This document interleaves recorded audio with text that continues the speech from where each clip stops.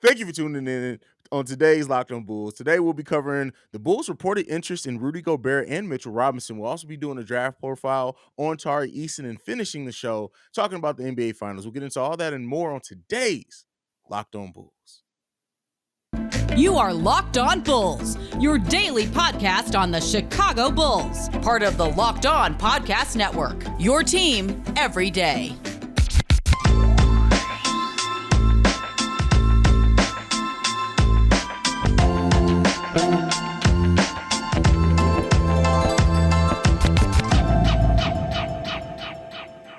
Today's episode is brought to you by PrizePicks. Check out PrizePicks.com and use the code NBA or go to your app store and download the app today. PrizePicks is daily fantasy made easy. Thank you for tuning in to Locked On Bulls, member of the Locked On Podcast Network, where it's your team every day. That's Pat, the designer, host and creator of the Windy City Breeze. I'm Haize, host and creator of Chicago Bulls Central, and we're going to jump right into it today. Pat came out today.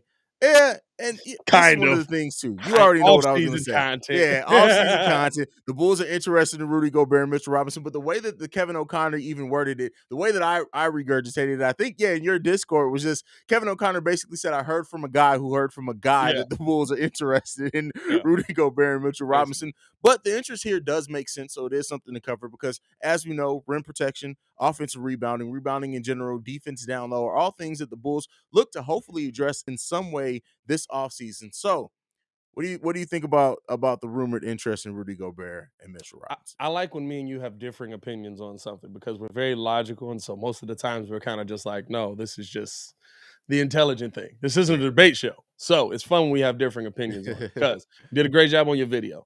But I do disagree with some of the things you said. I agree with you on the defense. Of course, you know he comes with the rebounding. Of course, you know that he comes with shot blocking. Shot blocking. Yeah.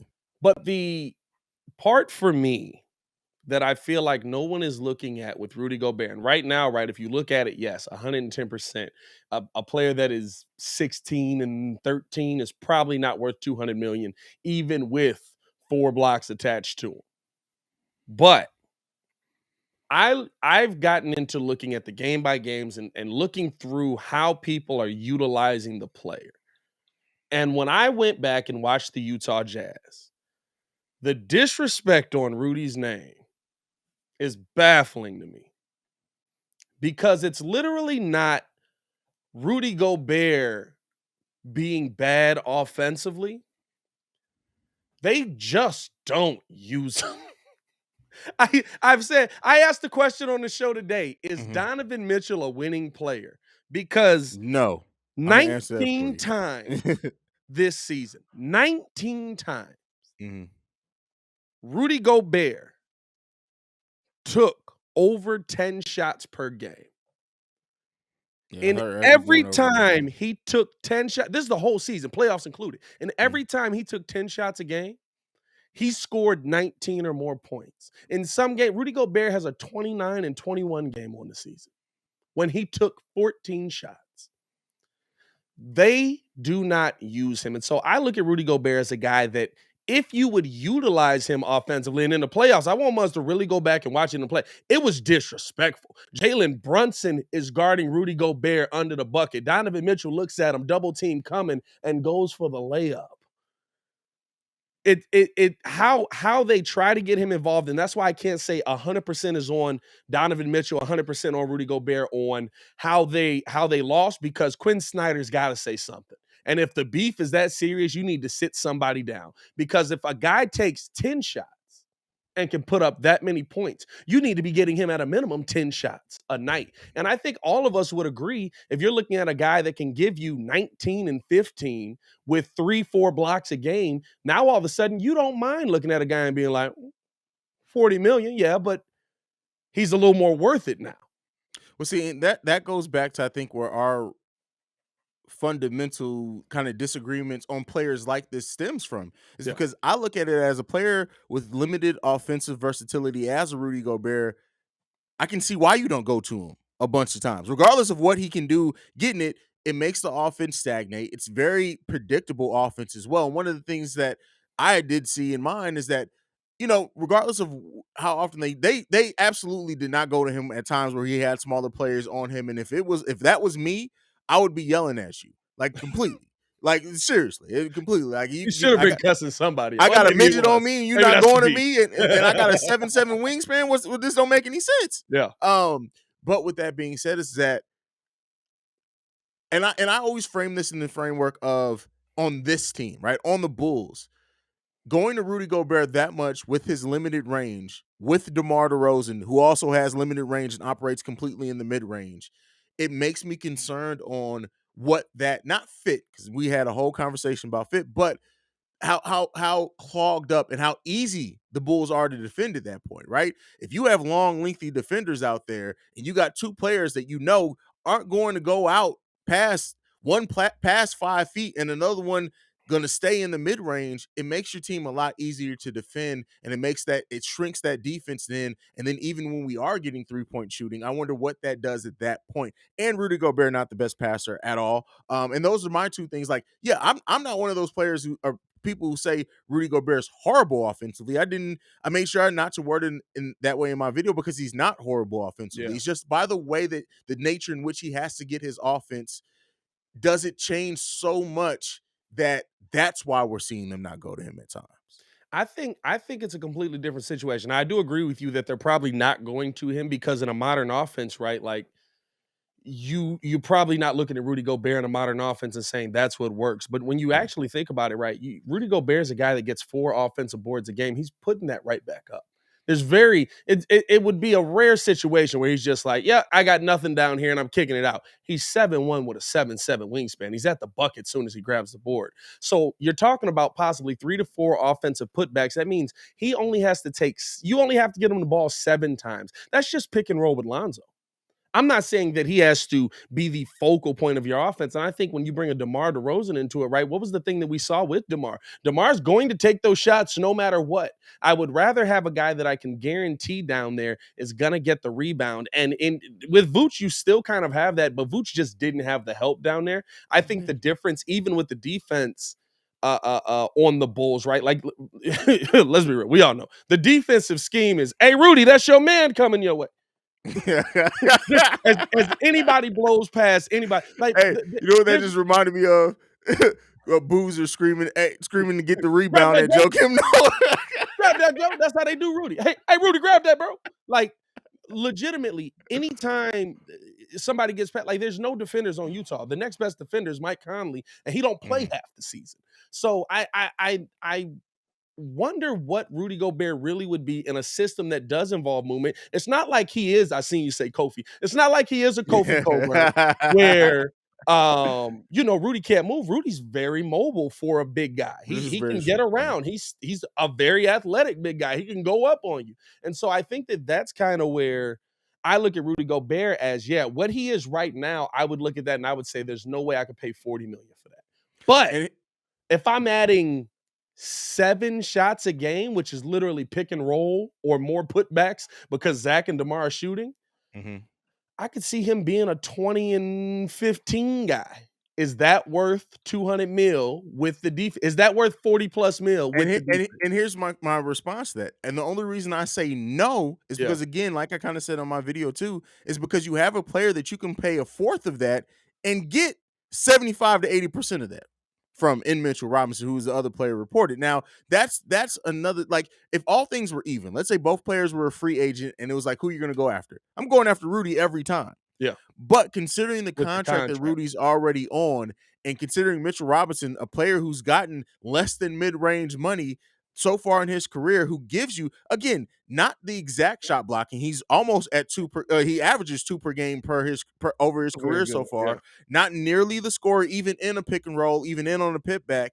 But the key things that the Bulls do need: offensive rebounding, shot blocking, and Rudy's a little bit better of a passer by the percentages, but not enough to really make a difference in that point. Let me be clear: Mitchell Robinson is also a terrible passer. So, with that being said, that's a big part of the reason why I would say no to Rudy. Now, if all things are even and both players want to come to the Chicago Bulls, because you can offer Mitchell Robinson your full mid-level exception at almost $11 million, and keep your assets in Kobe, keep your 18th pick, keep Vooch to try to move or something down the line.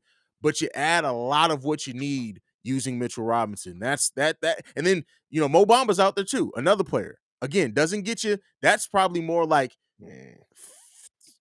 45% of what Rudy Gobert gives you. Mo Bamba Yeah. best games crack me up because it's like Mo Bamba dropped. What did he drop? He dropped like 45 in a game this year, Bro. but Like, he dropped like 38 of it in the first half. and the thing with him too is like because you would want to be able to look at him, and some people say it like he's a stretch big, but like if you watch how it goes, like he'll be like 5 for 6 from 3-pointer in one game. Over the next 2 games, 0 for 12. Yeah, yeah. And listen, with Vooch, right? Like that's kind of what we saw. So Yeah. it's a give and take there. I do like Mitchell Robinson at that position. We probably should have made just a segment on Mitchell Robinson for the second segment. But I do like Mitchell Robinson. The thing that I like about guys like Rudy's proven, right? That's the thing about Rudy. Rudy's proven. Yeah.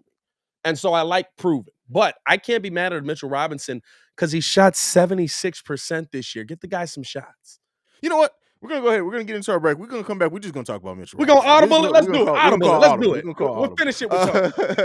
So we're gonna get into talking about Mitchell Robinson. But first, I got to talk to you guys about PrizePicks. So, are you looking for a daily fantasy option for the NBA? Then you need to try the award-winning app PrizePicks. PrizePicks is daily fantasy made easy. It's easy to use. You pick 2 to 5 players and an over/under on their projections, and you can win up to 10 times on any entry. It's just you versus the projected numbers. Entries can be made in 60 seconds or less, and PrizePicks also offers safe and fast withdrawals. Use the award-winning app on both the App Store and Google Play. For a limited time, PrizePicks has an exclusive no-brainer offer for all of our listeners. Users get $50 free if a player in your first PrizePicks entry scores a single point, but you must use the code NBA. That's right. This is an exclusive offer available to locked-on listeners. Sign up today and use the code NBA for $50 free if a player in your first PrizePicks entry scores a single point. All right. So Audible has been called. You know what? This is why we the realest podcast on Locked On, right? Because we just decided to call Audible. We had a different segment planned for the second segment, but you know what? Forget it. This is Locked On Bulls. This is what we do. So let's talk about Mitchell Robinson. We talked about Rudy Gobert in depth. You ended the first segment on it, but how do you think Mitchell Robinson would fit on this team? You can frame it in versus a Rudy Gobert, just in the player that he is. Because if Mitchell Robinson does come here, I don't think it's to be the starter. I think it is to come off the bench, which the Bulls would have to probably do some convincing and probably guarantee him about 28 to 30 minutes a game off the bench still. But what do you think about Mitchell Robinson possibly coming to Chicago Bulls? I got the same argument. Get him some shots. Now, a little bit different with a Mitchell Robinson, but another guy who didn't attempt 10 shots a game very often. When he did, he gave you good production and he shoots the ball very well. In fact, I think he only attempted more than 10 shots 3 times this season. Wow. When he did that, he scored 19 and 11 with 3 blocks in that game. What do we got here? We got 15 and 12, no blocks in that one. And then this one here, he had 19 and 10 with 3 blocks in that game. Get him some more shots. Find a way. I'm not asking, like, I understand where the NBA is, but what's the point of basketball? Ball goes in bucket. You have guys on the floor that are putting the ball in the bucket, whether it's in the paint or not, at a 76% rate. He averaged 4.8 shots a game. He made 3 of his 4. You've got to find a way to get these guys involved. And I think that the Bulls have one of the few teams that can, right? Like, listen, we look at Milwaukee, and Milwaukee, yes, they've got these stretch bigs, but there's also a ton of pick and roll with these guys running action off of Drew Holiday. Yes, they can stretch the floor. That's a difference. But if you're able to run that action off of Drew Holiday and get to the bucket, guess what? Now you're seeing dunks all day. And Mitchell Robinson and Rudy Gobert, both guys that can go up and get it. You're telling me pick and roll wouldn't be exciting as heck with those guys coming down, even if it's Io running the point? I mean, I feel like, listen, I get it's a 3-point shooting league, but who cares how you put up 50 if you can put up 50? Now, Mitchell Robinson, I haven't seen have a game like that, but it's the principle of how efficiently he's scoring and on how few shots.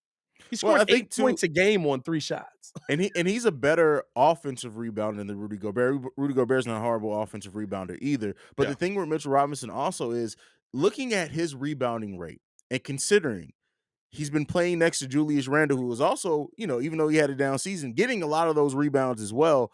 It makes me question like how many more rebounds would Mitchell Robinson be given if he was the only rebounder like Rudy Gobert is out there sometimes. But again, I don't think he'll have. I'm not saying at all he's the same. He's going to have the same impact as a Rudy Gobert, but I think he brings enough of what Rudy Gobert would.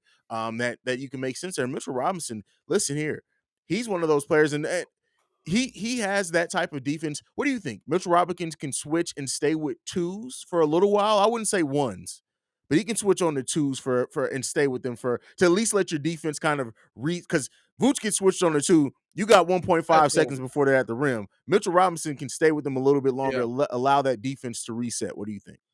Yeah, no, Mitchell Robinson can move better. He's an athlete. You know what I'm saying? He's huge, but he's still an athlete. 7 feet tall. I think he's got a 7'4" wingspan. Um, but he moves his feet well, moves his body well, able to get in front of. He does a good job at cutting off the lane really quick. Mhm. Which is one of the things that I do love about him. I think my biggest concern with Mitchell Robinson is not the kind of player he is or how he would fit here, but he finally broke the starting lineup. Yeah. You know what I'm saying? Not to say that he's going to go back to the Knicks. I think that's an awful situation for you. But he finally broke the starting lineup and he's playing what's he averaging? 25 minutes a game, but by the end of the season he really was playing more like 28 to 30 minutes a game, you know what I'm saying? Playing up there. Is he going to want to just go back to being the bench guy that I mean, coming off of the bench, he's not going to be able to utilize his skill set the same. You're not going Well, to be you Are you would going to be say able to that, play him 30 minutes? but the thing is that if you look at his stats, they really didn't change for him coming off the bench. Like they really didn't. Now that was a much worse team as well, Yeah. but they're close. Like he averaged actually more blocks coming off the bench. Yeah. His rebounding rate was about the same. The number of rebounds weren't, so that's the difference there. But almost everything else is nearly identical. So I think that, and even then he was getting 20 23 minutes another season. So if Mhm. you can get him 25 28 minutes per game, I think and the thing is that do you think that Mitchell Robinson can play next to Vooch better in some stretches than what we saw from Tristan Thompson? If that answer is Yes. yes, Yeah. then you can get him those minutes without an issue. Well, I think the question comes in, right, because Mitchell Robinson's the kind of player where the situation, I think, would dictate it more Mhm. because if you're down big, I guess it'd be the same with Rudy too, right? Like if you're down big, can he give you that production that's going to be able to keep him on the floor? Is he going to be able to give you that defense? Well, we know he'll give you the defense. I think he's probably a Mhm. better perimeter defender, but even with that, right, like you're going to go to shooters at some point. You're going Yeah. to have to go to more shooters on the floor, and maybe that's the best argument to not have Rudy Gobert at 40 million, right? Like Yeah. if we're down big, we got to go to shooters. If I'm paying you 40 million, I can't go to shooters because you got to be on the floor. So maybe that's your best argument for Rudy Gobert to not bring him in. I mean, but I wonder if Mitchell Robinson is going to want to be in a position on a team like that, right? Like kind of he's coming in on the Steven Adams role. Yeah. Steven Adams started all year until they couldn't use him in the playoffs. Yeah. I mean, and the thing is, and this is just to throw out there, I agree with you, right? If you can get him to accept the bench role, that is half the battle right That's there. it. And being on the bench and being one of the players that you're trying to prove that you're better and that you should probably be on a better contract is a lot different than saying, hey, come play on the bench for a surefire playoff team. Oh, by the way, you're going to be getting paid $10 million a year versus 1.4.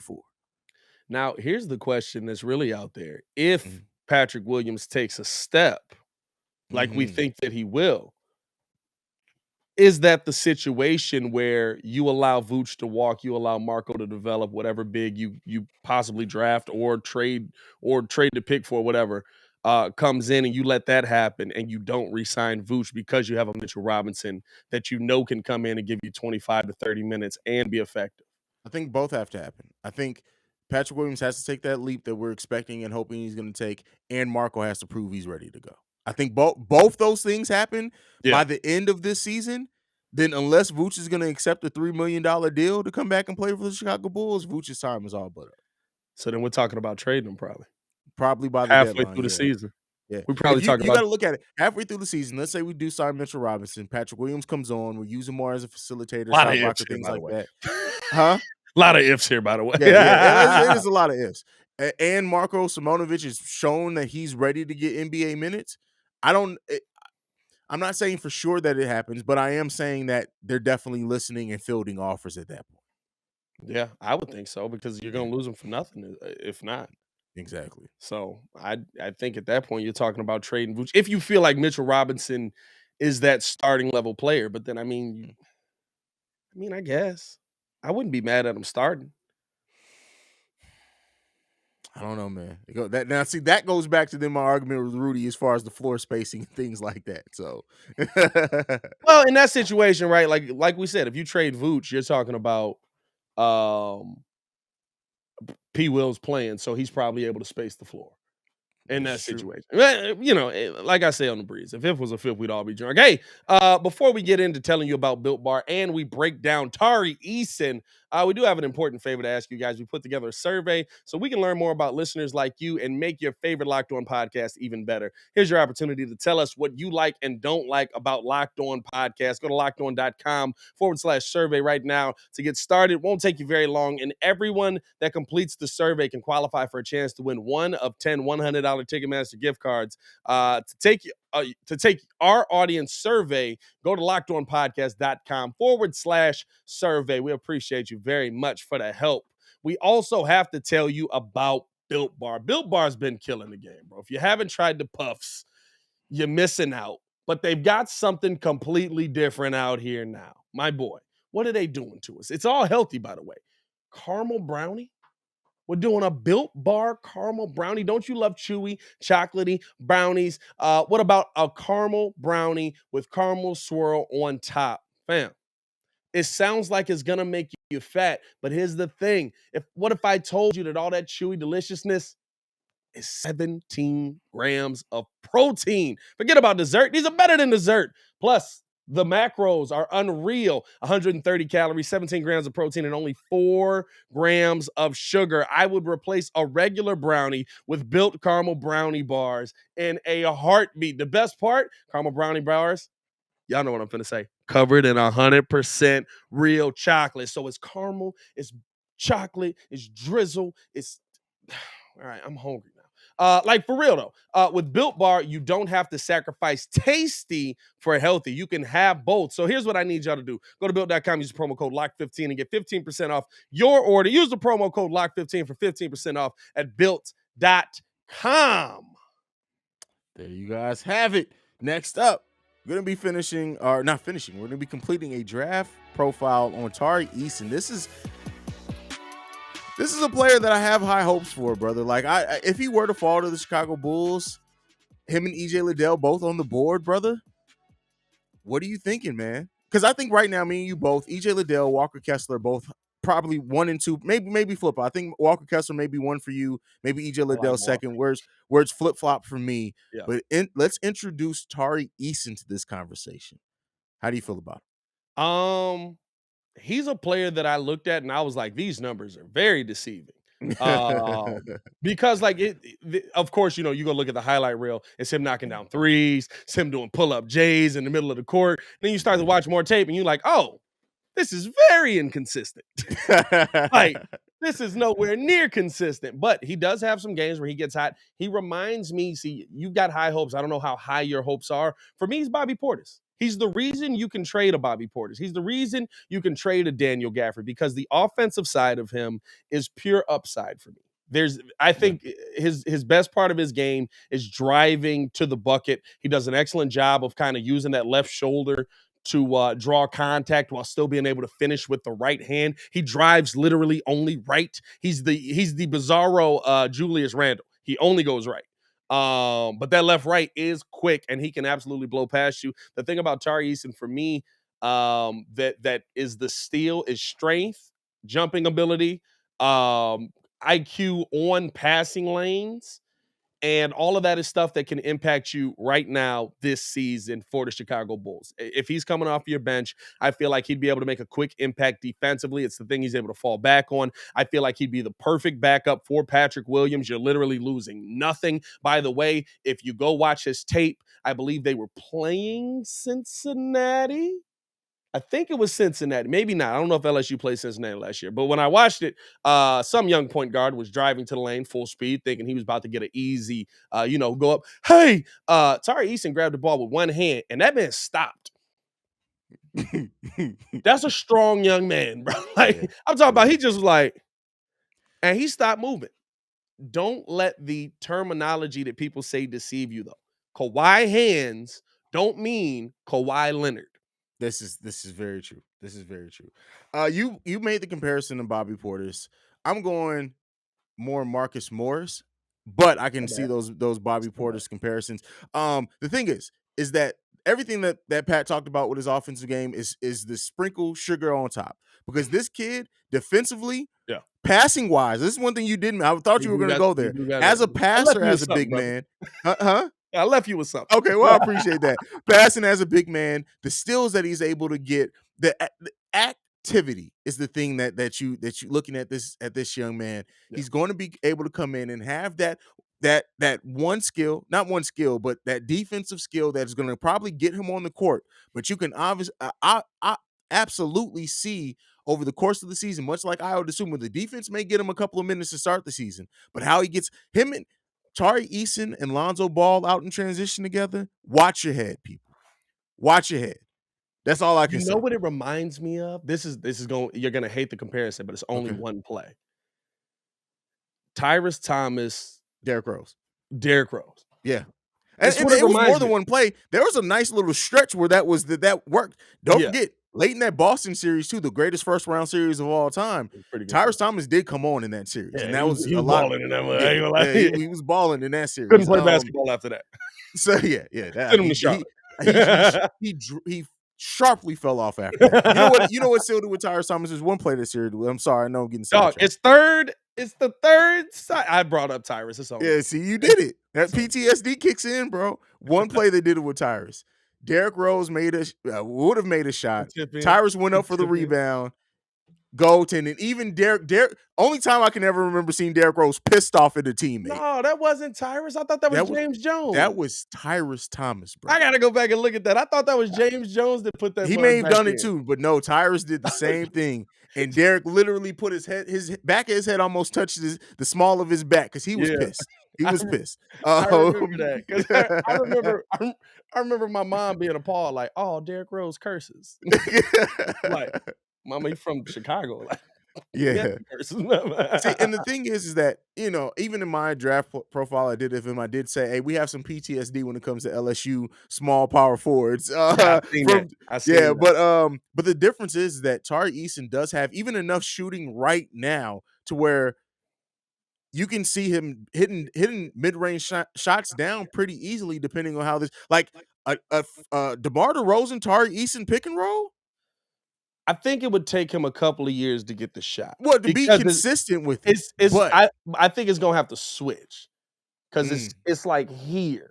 Yeah, he's gonna have to get with Lonzo Ball shooting coach for sure. Yeah, and that's what I think it is, right? Like it took Lonzo 2 years, and he's almost like a 30%, almost 3 years. Yeah. I think it's that, but the defense with offensive upside, I think he's worth it at 18. The thing is, he's still slated to go a little bit higher than us. Just slightly, right? Would you move up to get him, knowing that EJ and Walker probably will still be available? No, because EJ and Walker will still be available. Okay. That's the thing. Like, and it depends on what you have to give up, right? They're all role players. Yeah, they are. But if a team says, hey, listen, we'll take. See, that's not, because even Kobe, and I know Kobe's value is at an all-time low right now. But okay, let me throw it back to you. The Bulls sit there number 18. Mm-hmm. Tari Eason is still on the board right after 14 Cleveland Cavaliers. Tari Eason still on the board. You giving that 18 pick and Kobe to move up? No. That's what I. Yeah, it's just because the people on the board and because these guys are all role players to me. yeah. And The to only me, if I'm trading Kobe, I want to pick up an additional pick because then you can go high potential with another guy. So I you know what? I'll say that. Can I get a second back too? there you Like go. if I can get a second, maybe. You know what I'm saying? If I move up to 14 and I'm getting a second round pick, although technically I can't because I would lose the second round. No, you can't. Keep in mind during draft day, Oh, during everything is draft day, done they can afterwards. So yeah, you would yeah, have yeah. yeah. And then So hey, Cleveland maybe does have that 39th pick as well. So you're saying if the 14th and 39th for the 18th and Kobe White, you taking that deal? yes. Okay. Because it actually makes sense for both sides. Because I think Kobe's done here with the Bulls anyway.